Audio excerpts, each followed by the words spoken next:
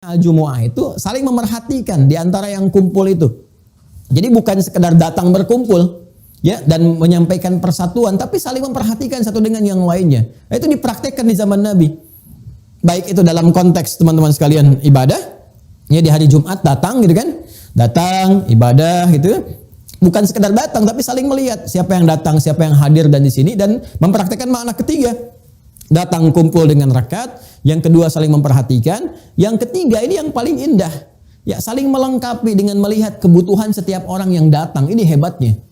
Ya jadi Jumat di zaman Nabi itu ketika turun ayat dipraktekkan ya beberapa masa setelah itu, karena nggak langsung dipraktekkan ketika surat ini turun, nanti baru dipraktekkan di awal-awal perjalanan hijrah ke Madinah. Ya nanti kita akan lihat yang pertama menginisiasi, ada yang mengatakan Mus'ab bin Umair, ada yang mengatakan Abu Umamah pertama kali mengumpulkan orang-orang atas perintah Nabi untuk mempraktekkan ibadah Jumat. Tapi esensinya dipakai. Apa di antara esensinya? Gak ada terjadi di zaman Nabi orang datang misalnya untuk berkumpul khususnya Jumatan, salat Jumat, kecuali mereka mengenal siapa yang di sampingnya dan mereka tahu ini butuh apa. Jadi solusi.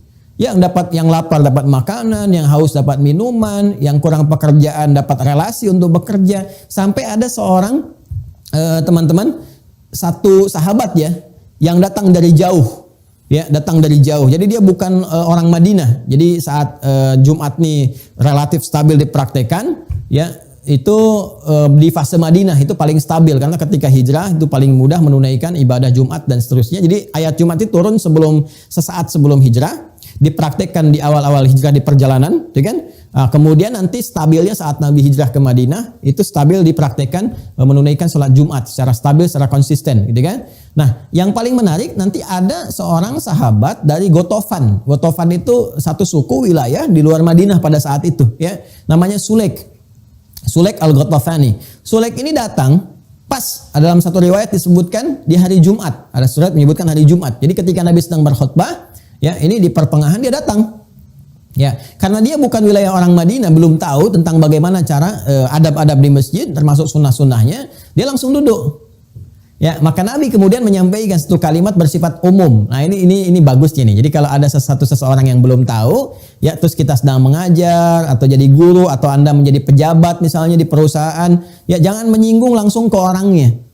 Kalimatnya halus Nabi, dibuka dengan kalimat umum. Maka kata Nabi mengatakan idza dakhala ahadakumul masjida fala yajlis hatta yusalli rak'atain. Jika kalian masuk ke dalam satu masjid berniat untuk i'tikaf, untuk duduk keperluan tertentu ya, untuk ibadah misalnya, menunggu waktu salat dan sebagainya, maka jangan langsung duduk, ada sunnah salat 2 rakaat terlebih dahulu. Itu yang kemudian kelak disebut dengan tahiyatul masjid. Ya, kelak disebut dengan apa? Tahiyatul masjid. Tapi ketika kemudian kalimat Nabi itu disampaikan, orang-orang tahu, langsung orang melihat kan? Ya, Nabi memberi isyarat nih ada teman kita yang baru. Jadi hadis yang disampaikan Nabi bukan hanya menunjuk kepada satu syariat sunnah tahiyatul masjid, tapi juga memberikan isyarat kepada orang-orang sekitaran Madinah. Ini loh, ada kawan kita orang baru, bukan dari kalangan ahli Madinah. Barangkali dia datang ke sini selain Jumat nanti butuh perhatian. Makanya orang melihat semua ke situ. Ya begitu selesai Jumat itu berlomba. Bapak Ibu sekalian, keluargaku itu Masya Allah di zaman Nabi itu nggak ada orang yang punya persoalan kecuali sahabat-sahabat yang mereka itu hadir di sekitar Nabi berlomba untuk saling bisa membantu dengan kemampuan yang bisa mereka lakukan. Ada yang bisa ngasih referensi misalnya, ada yang bisa memberikan bentuk makanan, ada yang bisa memberikan bentuk arah pekerjaan, tapi sesuai dengan kemampuan masing-masing. Dan hebatnya mereka berlomba siapa yang pengen duluan, itulah Jumat. Jadi bagaimana iman itu? Ya iman itu memberikan sebuah pengaruh yang sangat kuat bagi diri kita gitu untuk bersikap. Jadi kalau orang beriman tuh nggak usah ditanya tentang bahasa persatuan, nggak usah ditanya tentang bahasa bagaimana saling memperhatikan, ya, saling menguatkan. Jadi ketika kita masuk hari Jumat, salah satu yang dievaluasi pada diri kita itu ambil skala terkecil dulu, misalnya skala keluarga. Ya coba dilihat di keluarga kita. Jangan-jangan kita melihat jauh tapi lupa dengan keadaan di dalam diri kita. Bagaimana penyatuan di keluarga itu bisa dibangun. Ya jangan-jangan mohon maaf di keluarga pun kita masih melihat ya seperti aktivitas-aktivitas yang dipopulerkan di masa jahiliyah. Kehidupan keluarganya hanya untuk menata diri supaya makmur dalam segi harta, ayah bekerja mengumpulkan harta, punya kedudukan, hanya untuk weekend jalan-jalan aja. Ya beli ini aja, beli itu, menikmati kehidupan dunia. Kalau cuma itu orientasinya, orang jahiliyah itu lebih hebat, lebih duluan. Ya, jadi kita mulai dari lingkungan keluarga dulu yang paling kecil, tata dulu, ya kan? Kumpul, saling menguatkan. barangkali si bungsu perlu perhatian, si kakak perlu arahan, ada yang perlu diskusi, kitanya belum sempat, kan sama-sama kita melihat evaluasi seperti itu. Ya, saya ada laporan kasus nih, sebetulnya kasus ini berulang dari masa lalu, gitu kan.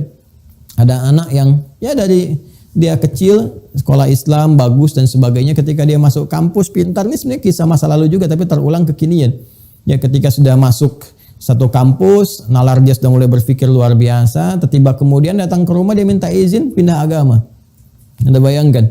Dan ketika ditelusuri ya penyebabnya, yaitu salah satunya kurang perhatian, ya kurang rekat hubungan antara orang tua dengan anaknya.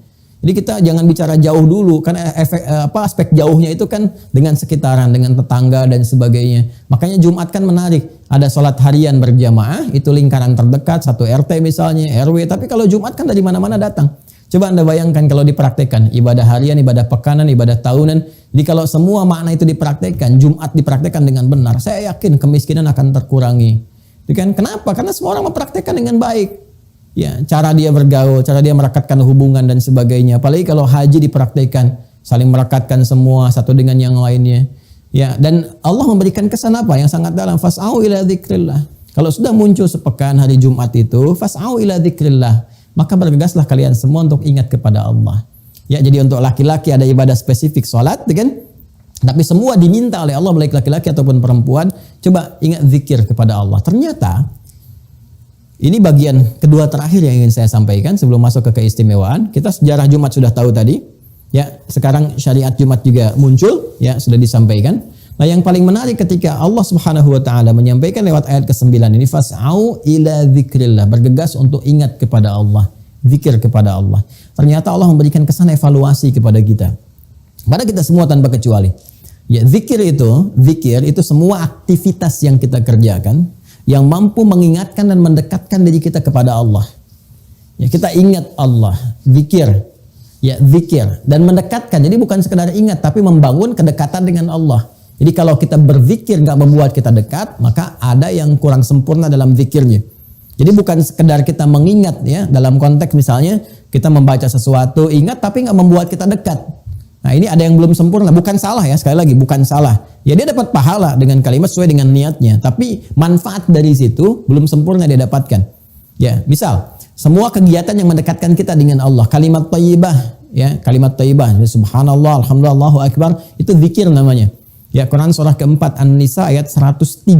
Fa idza qadaytumus salata fadhkurullaha qiyaman wa qu'udan wa 'ala junubikum. Kalau Anda telah tuntas mengerjakan salat, maka berzikirlah kepada Allah. Makanya setelah kita salat kan berzikir kan? Ya, untuk melengkapi, jangan-jangan saat salat kita nggak ingat Allah. Ya, saat salat itu kita ingat pekerjaan, kita ingat jemuran, kita ingat handphone, macam-macam. Dalam sujud ingatnya yang lain, maka yang kurang-kurang itu dilengkapi setelah itu dengan zikir. Ya, untuk membuat diri kita itu, karena bedanya orang sholat dengan yang belum sholat, setelah sholat itu ingat Allah, makanya disebut sholat. Ya, seakar dengan kata silah, wusul, sampai, terhubung. Ya, bermakna doa, yaitu doa. Doa itu kenapa disebut doa? Karena saat berdoa kita terhubung dengan Allah. Harusnya setelah sholat itu kita punya hubungan yang baik dengan Allah, terhubung, ingat, merasa dekat. Kalau terhubung dengan Allah, terjaga diri kita. Ya, nggak mungkin pulang dari Jumatan habis sholat tertukar sendal. Nggak mungkin, kayaknya punya saya nih. Oh, ini mirip-mirip dipakai, padahal ke masjid nggak pakai sendal misalnya, kan? Apalagi ngambil kotak Jumat misalnya kan, sama. Anda pulang dari situ kan setelah Jumatan kerja lagi ke kantor, nggak mungkin nulis teman-teman sekalian ngetik kelebihan 0 misalnya, kelebihan angka, ya, atau menempatkan sesuatu tidak pada tempatnya, nggak mungkin, mustahil. Kenapa? Karena sedang terhubung dengan Allah. Ya, nggak mungkin memperhatikan yang haram, nggak mungkin suami melihat kepada yang haram yang bukan mahramnya. Ya, nggak mungkin istri juga melihat kepada yang haram yang bukan mahramnya dan sebagainya. Ya, jadi semua kalau sudah terhubung itu baik. Nah, itulah zikir. Ya, selain itu apalagi misalnya doa. Doa itu disebut zikir. Quran surah ke-7 misalnya Al-A'raf, ya, ayat 205 itu. Wadhkur rabbaka fi nafsika tadarruan wa khifatan wa dunal jahri minal qaul, dan berdoalah engkau dengan kesungguhan jiwamu, ya, dengan menghamba kepada Allah. Disebutnya berdoa itu dengan zikir. Karena saat berdoa kita merasa dekat dengan Allah. Dan kedekatan itu yang menjadikan doa kita cepat terkabul. Jadi kalau Anda hanya berdoa diucapkan di kalimat, gak sampai ke dalam hati, itu pengabulannya boleh jadi gitu ya, tidak secepat yang kita harapkan.